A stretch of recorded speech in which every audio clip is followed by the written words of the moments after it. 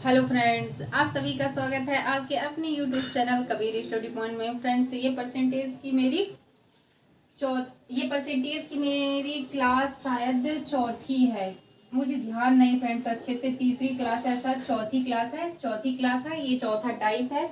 ठीक है, आपको बिल्कुल पहले मैं फार्मूला बता दूंगी, फिर पूरा बेसिक बताऊंगी, फिर कैसे क्वेश्चन करते हैं वो बताऊंगी। मतलब आपसे बिल्कुल भी ऐसा ये वाला टाइप बिल्कुल भी नहीं आता होगा तो बिल्कुल अच्छे से आने लगेगा। ठीक है, आप वीडियो को जरूर लास्ट तक जरूर देखिएगा। ठीक है, जैसे यहाँ पे कुछ फार्मूले हैं। ठीक है, अगर ये फार्मूले आपने पढ़ लिया, ठीक है, तो ये फार्मूले आपने अगर पढ़ लिया तो इस फार्मूले की बेसिस पे कम से कम 3 या 4 टाइप के क्वेश्चन आप कर सकते हो बिल्कुल आसानी से, परसेंटेज के, जिनमें हम सबसे ज्यादा फंसते हैं। ठीक है, जैसे मूल गुणे खपत या मात्रा बराबर क्या होता है फ्रेंड्स, यहाँ पे खर्च होता है। क्षेत्रफल गुणे आयतन बराबर क्षेत्रफल गुणे ऊंचाई बराबर आयतन होता है। व्यक्ति गुणे दिन बराबर काम होता है। टिकट गुणे व्यक्ति बराबर क्या होता है, कुल धनराशि होती है। चाल गुणे समय बराबर दूरी होती है। ठीक है, और ये देखिए समय बराबर क्या हो सकता है, समय बराबर क्या होगा यहाँ पे, दूरी बटे चाल हो जाएगी। समय बराबर क्या हो जाएगा, दूरी बटे चाल। अब ये कैसे होता है, थोड़ा सा मैं यहाँ पे आपको बेसिक पहले बता देती हूँ। मान लीजिए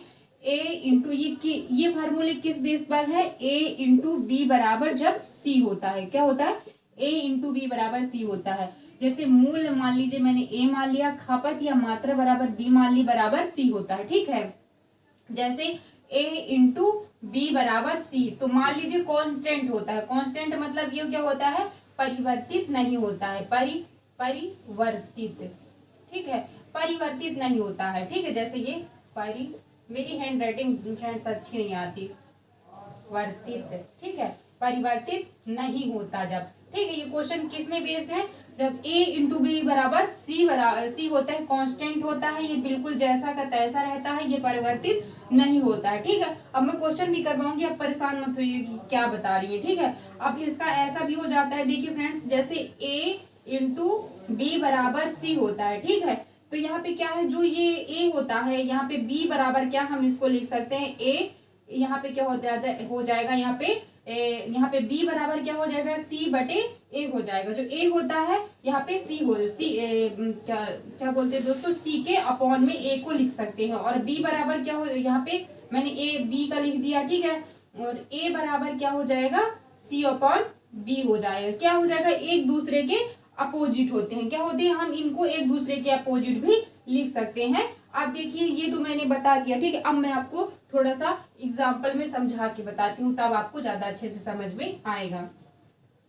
मान लीजिए क्वेश्चन कैसे आते हैं, मैं आपको क्वेश्चन बताती हूँ सीधे सीधे, तो आपको ज्यादा अच्छे समझ में आएगा। क्वेश्चन कैसे, मैं मान लीजिए फॉर एग्जाम्पल के लिए बताती हूँ।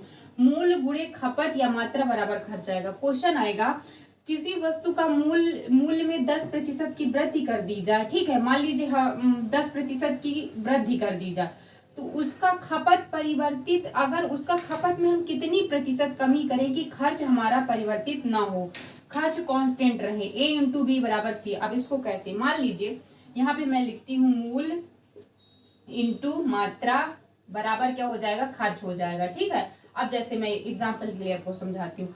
मान लीजिए कोई 100 रुपए की चीज है। ठीक है, मान लीजिए 100 रुपए के मैं कितने 12 टमाटर लेती हूँ। ठीक है, एग्जाम्पल के लिए आपको समझा रही हूँ। मान लीजिए 100 रुपए के मैं 12 टमाटर लेती हूँ। ठीक है, मात्रा कितनी है टमाटर की, 12 है। ठीक है, तो मेरा कितना खर्च हुआ, 100 रुपए के 12 टमाटर लेती हूँ तो मैंने 100 रुपए खर्च किया 12 टमाटर को लेने के लिए। ठीक है, अब क्वेश्चन बोलता है, अगर मूल में वृद्धि हो जाती है, मूल में मतलब ये जो 100 रुपए के 12 टमाटर मिलते थे, ठीक है, ये 100 रुपए के 12 टमाटर मिलते थे, तो अब मेरे पास है 100 ही रुपए, पर इसके क्या हो गया, मूल्य में वृद्धि हो गई, मतलब 10% वृद्धि हो गई, मतलब 110 रुपए में 12 टमाटर अब आते हैं। तो मेरे पास तो है 100 ही रुपए, मतलब मुझे खर्च 100 ही रुपए करना है। देखिए, जब 12 टमाटर जब 100 रुपए की मिलते थे, ठीक है, तो मुझे करना 100 रुपए ही खर्च था, तो मैं 12 टमाटर घर ले आता था। पर क्या हुआ, जो 12 टमाटर 100 रुपए के 1 दर्जन मिलते थे, उनके मूल्य में क्या हो गई, 10% वृद्धि हो गई। मीन्स 100 रुपए के जो 12 टमाटर मिलते थे, अब 110 रुपए के 12 टमाटर मिलते हैं। तो क्वेश्चन में क्या बोलता है, मूल्य में अगर वृद्धि हो जाती है, मूल्य में अगर वृद्धि हो जाती है तो हमको खर्च वही रखना है। मतलब मूल्य में भले वृद्धि हो गई, मगर मुझे खर्च 100 रुपए ही करना है। ठीक है, मूल्य में अगर वृद्धि हो गई तो खर्च अगर सेम रहे तो खपत की मात्रा कितनी कम करनी पड़ेगी, कितने प्रतिशत, ऐसा क्वेश्चन होता है। देखिए जब मूल्य 100 से 110 रुपए हो गया, ठीक है, अच्छे से ये समझिएगा फ्रेंड्स, ठीक है, जब मूल्य 100 से 110 रुपए हो गया, अब मुझे खर्च सेम ही रखना है, 100 रुपए ही रखना है। तो अब मुझे देखिए 100 में जब 12 टमाटर मिलते थे, ठीक है, तो अब 110 रुपए मूल्य हो गया, ठीक है, वही 12 टमाटर का, तो मुझे 12 टमाटर तो अब नहीं ले पाऊंगी, मैं 11 टमाटर ही ले पाऊंगी, ठीक है। तो खपत में कितनी कमी की जाए कि हमारा खर्च परिवर्तित ना हो। आई होप दोस्तों आपको अच्छे से ये समझ में आ गया होगा, बिल्कुल बेसिक से मैं बता दी हूँ, ठीक है। अब चलिए मैं क्वेश्चन सीधे करूंगी तो आपको उससे और अच्छे से समझ में आएगा। चलिए ये a इंटू वी बराबर सी, मतलब a जब इंटू करेंगे b से तो कांस्टेंट रहना चाहिए हमारा c, मतलब मूल गुणे खपत या मात्रा को अगर इंटू करेंगे तो जो हमने माना है, फिर जो हमें क्वेश्चन में बोला है, हमने जो माना है, ठीक है, वो हमारा सेम रहेगा। जो क्वेश्चन में आगे वृद्धि करके बोला है वहां भी खर्च हमारा सेम रहना चाहिए। ऐसे जैसे ऐसे क्वेश्चन आएगा, ठीक है, किसी मतलब प्लाट के क्षेत्रफल में इतने प्रतिशत की वृद्धि कर दी जाए, ठीक है, तो उसकी ऊंचाई मतलब कितनी कमी की जाए कि उसका आयतन परिवर्तित जितना था उतना ही रहे, कांस्टेंट रहे, परिवर्तित ना हो।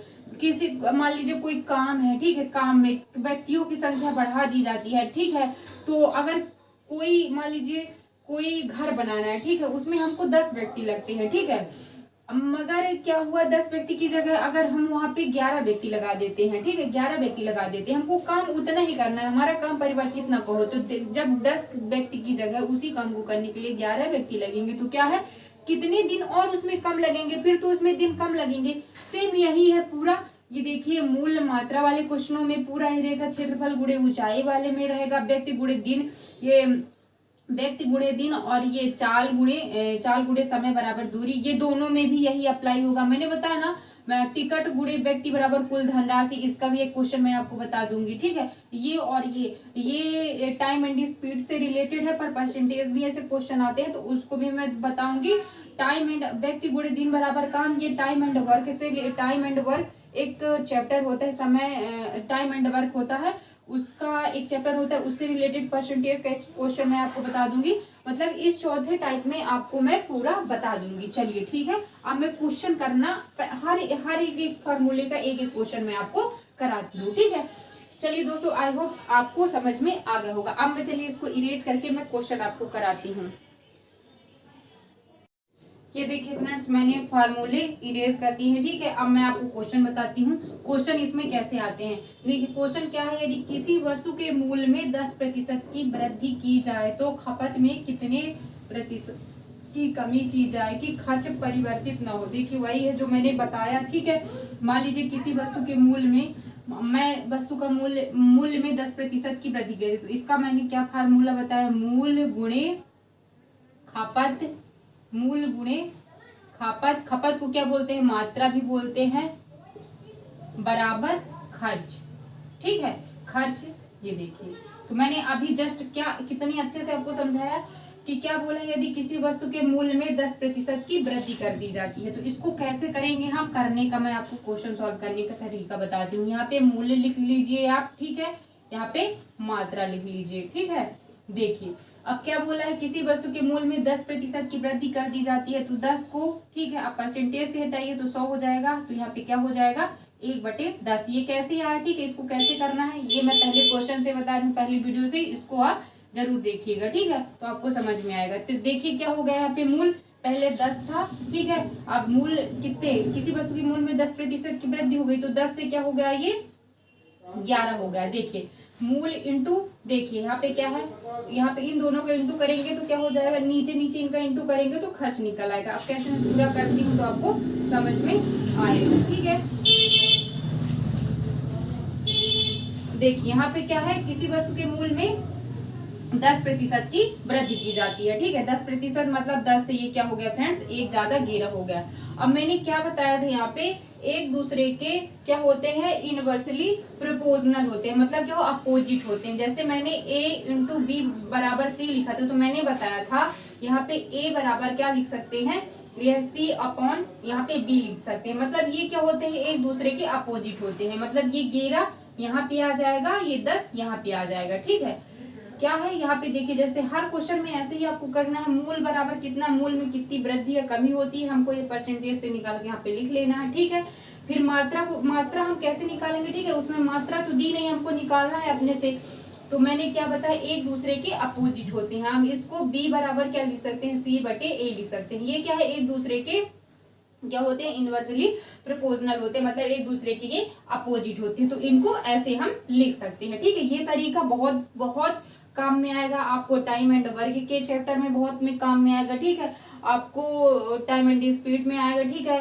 परसेंटेज में तो आ ही रहा है, ठीक है। ये तरीका सबसे बेस्ट है, ये इसी तरीके से मैं हर क्वेश्चन आपको समझाऊंगी। देखिए, मूल गुणे मात्रा बराबर यहाँ पे आपका खर्च आ जाएगा, मूल गुणे मात्रा बराबर खर्च आ जाएगा, ठीक है। तो इससे हमको मतलब नहीं है, ठीक है। हमको क्या है, मेन मात्रा बताना है। तो क्या बोला है कि खपत में कितने प्रतिशत की कमी की जाए, ठीक है। देखिए, खपत पहले क्या थी, 11 थी, ठीक है। 11 से क्या हो गई है, यहाँ पे 10 हो गई है, ठीक है। तो कितने प्रतिशत यहाँ पे खपत हमको कम दिख रही है, 1% कम दिख रही है, ठीक है। 1% खपत कम दिख रही है, तो ठीक है, यहाँ पे आप 1 लिख लीजिए, ठीक है। अब किसमें कम दिख रही है 1%, कुल कितने में, 11 में से, ठीक है। हम खपत वश का ले रहे हैं, खपत वश का इसलिए ले रहे हैं फ्रेंड्स क्योंकि हमको खपत ही निकालना है, ठीक है। खपत में कितने प्रतिशत की कमी की जाए कि हमारा खर्च परिवर्तित ना हो, ठीक है। आप इसको प्रैक्टिस में करिएगा तो आपको बहुत अच्छे से क्वेश्चन आ जाएंगे, ठीक है। 1/11 की वैल्यू क्या होती है, 9 सही 1/11%, ठीक है। ये देखिए, इसको फ्रैक्शन को परसेंटेज में, अरे भाई आप इसको 100 में 11 नहीं या 99 हो जाएगा 100, तो 9 सही 1/11 दोस्तों इसका आंसर हो जाएगा। देखिए, मूल्य में अगर 10% की यहाँ पे वृद्धि की जाती है तो खपत में हमें 9 सही 1/11% की कमी करेंगे, तब हमारा खर्च सेम होगा, ठीक है। आई होप दोस्तों ये क्वेश्चन आपको बहुत अच्छे से समझ में आ गया होगा। चलिए मैं 1-2 क्वेश्चन और आपको इसी में बता देती हूँ तो आपको और अच्छे से क्लियर हो जाएगी वाला टाइप, ठीक है। अब देखिए, यदि किसी वस्तु के मूल्य में, अब मान लीजिए यहाँ पे मैं यहाँ पे किसी वस्तु के मूल्य नहीं लिखती, ठीक है। यदि देखिए ऐसे जैसे क्वेश्चन आते हैं वो भी मैं आपको बताती, यदि चीनी के मूल्य में, ठीक है, चीनी के मूल्य में, ठीक है, यदि चीनी के मूल्य में 20%, ठीक है, या क्या होता है, चीनी के मूल्य में 20% की वृद्धि की जाए तो खपत में कितने प्रतिशत की कमी की जाए कि खर्च परिवर्तित रहे। देखिए, सेम वही क्वेश्चन है, मूल्य गुणे खपत या मात्रा, ठीक है, बराबर खर्च होता है, ठीक है। देखिए, ये फार्मूला अगर आप अच्छे से समझ लेंगे, ठीक है, आप इसके पहले 3-4 फार्मूले जो मैं लिखे थे, अगर ये आपको समझ में आ गया तो ऐसे कितना भी कठिन क्वेश्चन आएगा आप उसको सॉल्व कर लेंगे, ठीक है। सबसे मेन जड़ क्या है, बैकबोन मेन चीज क्या है, फार्मूले आपको समझ में आनी चाहिए, ठीक है, कि मूल गुणे खपत मात्रा बराबर करेंगे तो हमारा खर्च निकलेगा, ठीक है। अब देखिए, यदि यहाँ पे मैंने क्या लिख दिया, यहाँ पे मूल लिख दिया, वही मेरा सेम करने का तरीका यहाँ पे मात्रा लिखती हूँ, ठीक है मैं। अब देखिए, यदि चीनी के मूल्य में 20% की वृद्धि की जाए, ठीक है, तो इसको फ्रैक्शन में चेंज करेंगे तो 100 आ जाएगा, यहाँ पे 1/5 हो जाएगा, ठीक है।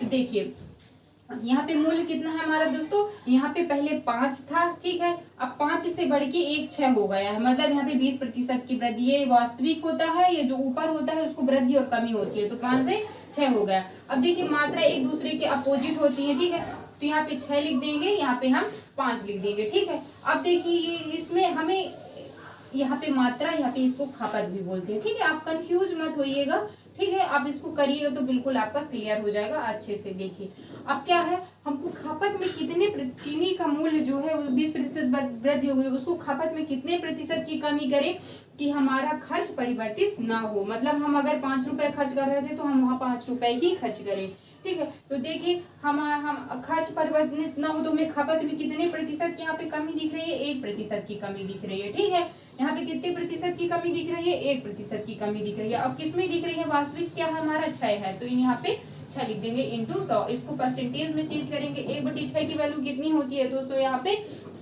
16 सही 66%, ठीक है, 16 सही 66% दोस्तों इसका आंसर होगा, ठीक है। तो हमारी जो खपत है, मात्रा है, उसमें 16 सही, अगर चीनी के मूल्य में 20% की वृद्धि होती है तो हमको खपत में 16 सही 66% की कमी करनी पड़ेगी, जिससे हमारा खर्च परिवर्तित ना हो। आई होप दोस्तों ये टाइप आपको बिल्कुल अच्छे से समझ में आ गया होगा। बस इसका एक लास्ट क्वेश्चन मैं और बताऊंगी, ठीक है,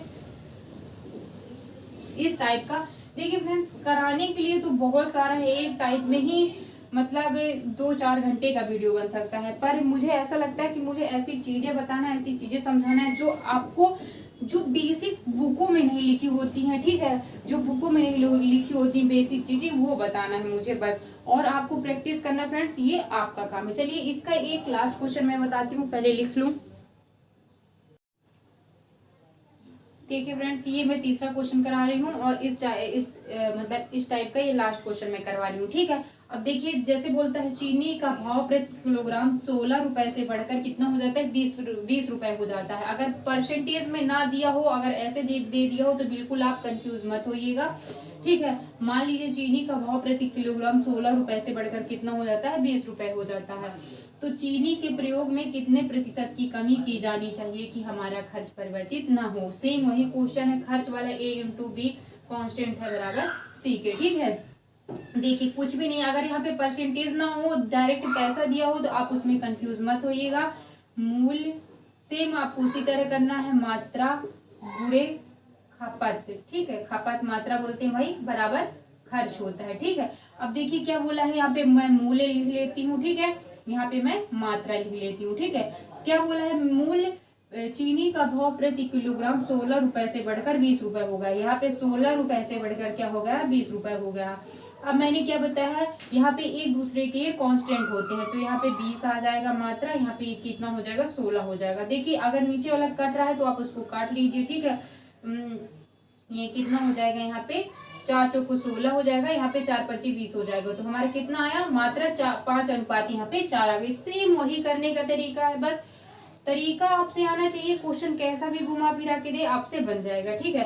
तो सेम वही क्वेश्चन है, कितने, अब देखिए इसमें बोला है कि खपत में ये जो खपत है, यहाँ पे कितने प्रतिशत की कमी की जानी चाहिए कि जो हमारे ये खर्च है ना, ये हमारा खर्च सेम रहे, ठीक है। तो क्या करेंगे, देखिए खपत में कितने, मात्रा या खपत में कितने प्रतिशत की यहाँ पे कमी हमको दिख रही है, 1 की दिख रही है। कुल कितने में दोस्तों, यहाँ पे 5 में, ठीक है। इंटू 100 कर, यहाँ पे इंटू क्या करेंगे, यहाँ पे 100 करेंगे। तो देखिए कटेगा तो कितनी बार कटेगा, ये 5 दूनी 10 20 बार कटेगा, ठीक है। तो यहाँ पे 20% दोस्तों हमारा आंसर हो जाएगा, ठीक है। आई होप दोस्तों मैंने आपको जो समझाया ये टाइप आपको बहुत अच्छे से समझ में आया होगा।